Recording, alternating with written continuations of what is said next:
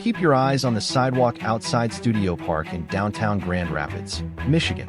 A warm May evening, light traffic, people heading home, and right in the middle of that frame is a girl riding a scooter with her friends, laughing, unaware she has only minutes left to live. At 15 years old, Lockie Ija Williams had her entire future ahead of her.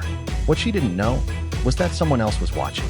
And within seconds, one decision, one bullet, would change her family, her community, and an entire city forever. Welcome to the final moments. Subscribe and hit the bell icon so you never miss a story. If you're here, you know the truth is often darker than fiction. Subscribe now and never miss a case. This is a story of loss, courage, and justice. Take a moment, brace yourself, and let's dive in. Every detail we uncover brings us closer to the truth.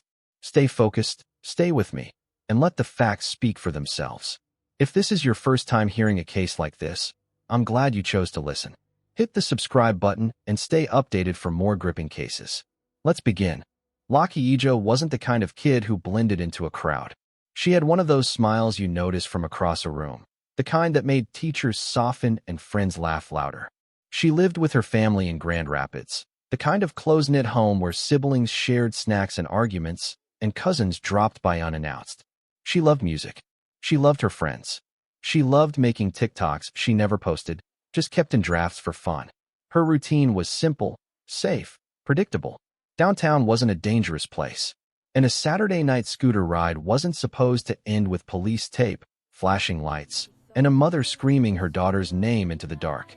That night, Lockie Ija and a group of friends were simply hanging out, teenagers doing what teenagers do. The weather was warm, the streets busy, and every camera in the area would soon become critical to understanding what happened.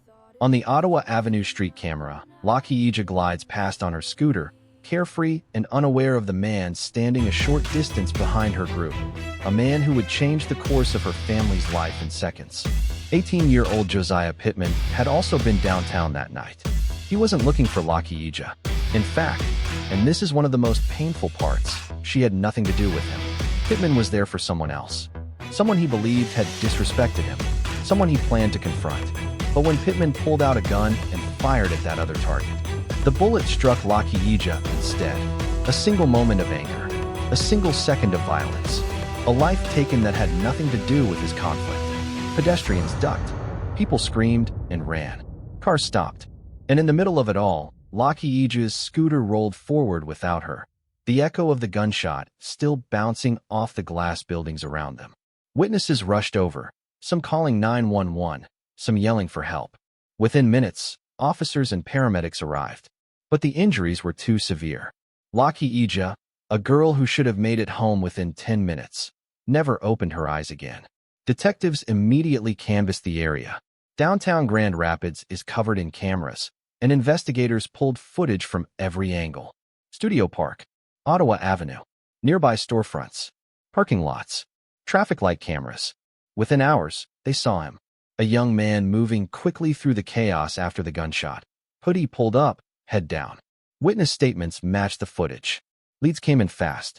And then came the moment detectives needed. A clear enough camera angle to identify the shooter. It was Josiah Pittman. When officers located Pittman days later, he didn't run.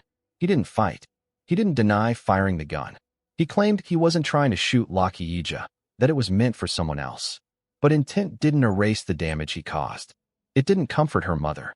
It didn't undo the grief that swallowed her family. And it didn't change the charge. Second-degree murder. There was no making sense of it. No justification. Just a senseless act that stole a child's life. In August 2025, Pittman pleaded guilty. In October 2025, he was sentenced to 27 to 52 years in prison, a lifetime for a teenager's mistake, but nothing compared to the lifetime Lockie Ija lost. Her mother sat in the courtroom, shifting between heartbreak and anger, holding a photo of her daughter. A photo full of warmth and youth and possibility, a reminder of everything taken from her. When the verdict was read, there was no celebration, only a quiet, exhausted kind of relief. Lockie Ija's death shook the city, not just because she was young, but because she was innocent, a bystander, a child who wasn't part of anyone's conflict.